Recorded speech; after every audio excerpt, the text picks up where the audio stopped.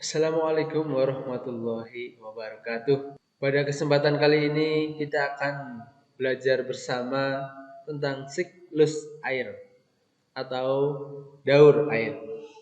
Pada kompetensi dasar 3.8 menganalisis siklus air dan dampaknya pada peristiwa di bumi serta kelangsungan hidup makhluk hidup. Tujuan pembelajaran pada kali ini nanti setelah siswa-siswaku semuanya melihat video pembelajaran ini, diharapkan kamu bisa menyebutkan manfaat air bagi makhluk hidup, menjelaskan terjadinya siklus air, dan menjelaskan dampak siklus air terhadap kehidupan. Sebelum kita mulai belajar, kita berdoa dulu kepada Tuhan Yang Maha Esa agar kita diberikan kesehatan supaya bisa terus belajar dan menambah ilmu pengetahuan kita.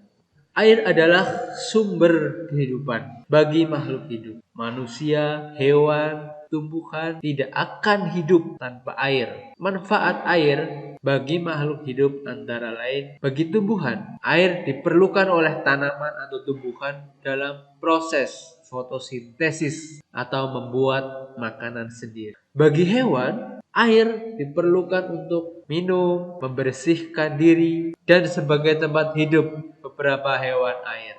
Bagi manusia, air sangat penting. Air untuk keperluan hidup sehari-hari. Mandi, nyuci, itu semua pakai air. Untuk kegiatan pertanian dan perikanan juga membutuhkan air. Sebagai pembangkit listrik, untuk sarana transportasi air, dan sarana olahraga air dan rekreasi. Itulah manfaat air bagi tumbuhan, hewan, dan manusia. Siklus air atau daur air. Siklus air merupakan perputaran air dari permukaan bumi ke atmosfer dan kembali lagi ke bumi. Itu dinamakan siklus air. Dari gambar yang ada di video ini, kita akan berusaha belajar bersama tentang bagaimana siklus air terjadi di muka bumi ini. Ketika matahari bersinar menerangi bumi, terjadi penguapan atau evaporasi pada laut, pada danau, pada sungai, bahkan tumbuhan juga mengalami proses penguapan karena adanya sinar matahari. Uap air menuju ke atas udara. Setelah terjadi penguapan, maka uap air mengalami pengendapan di udara menjadi titik-titik air. Setelah penguapan atau evaporasi, uap air mengalami pengendapan di udara menjadi titik-titik air yang disebut presipitasi. Itu proses presipitasi. Semakin tinggi titik-titik air itu, maka suhu udaranya semakin rendah. Karena suhu udaranya semakin rendah, titik-titik air mengalami pengembunan dan membentuk awan. Proses pengembunan tersebut itu disebut kondensasi. Titik-titik air di awan kemudian akan turun menjadi hujan. Itu yang disebut siklus air.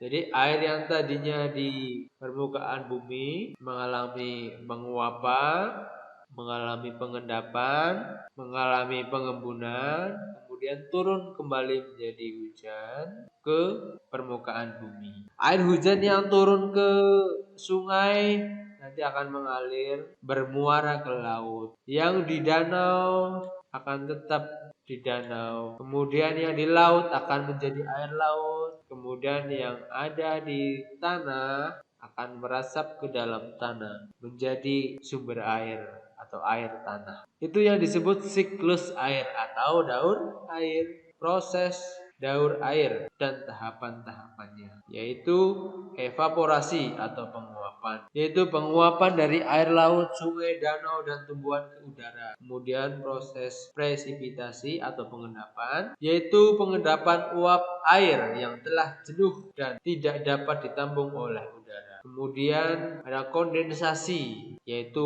pengembunan. Merupakan proses pembentukan awan dari titik-titik air yang berasal dari uap air pada saat suhu uap air turun. Dan yang keempat, titik-titik air dari awan itu menjadi hujan. Itulah tahap-tahap dari proses siklus air atau daur air.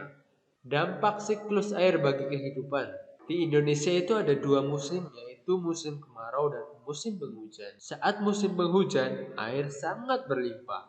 Bahkan banyak terjadi banjir di berbagai daerah. Sementara jika musim kemarau, banyak juga daerah yang mengalami bencana kekeringan. Oleh karena itu, kita harus menjaga agar siklus atau daur air tetap terjaga dengan baik. Bagaimana caranya? Satu, menjaga dan melestarikan hutan kita. Jangan menebang hutan secara sembarangan. Harus disertai dengan reboisasi atau penanaman hutan kembali. Memperbanyak daerah resapan air. Menghemat penggunaan air. Jangan boros. Jika tidak digunakan, keran airnya sebaiknya ditutup. Kita harus menghemat dalam menggunakan air.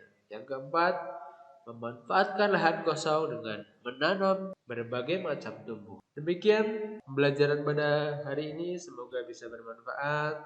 Terima kasih.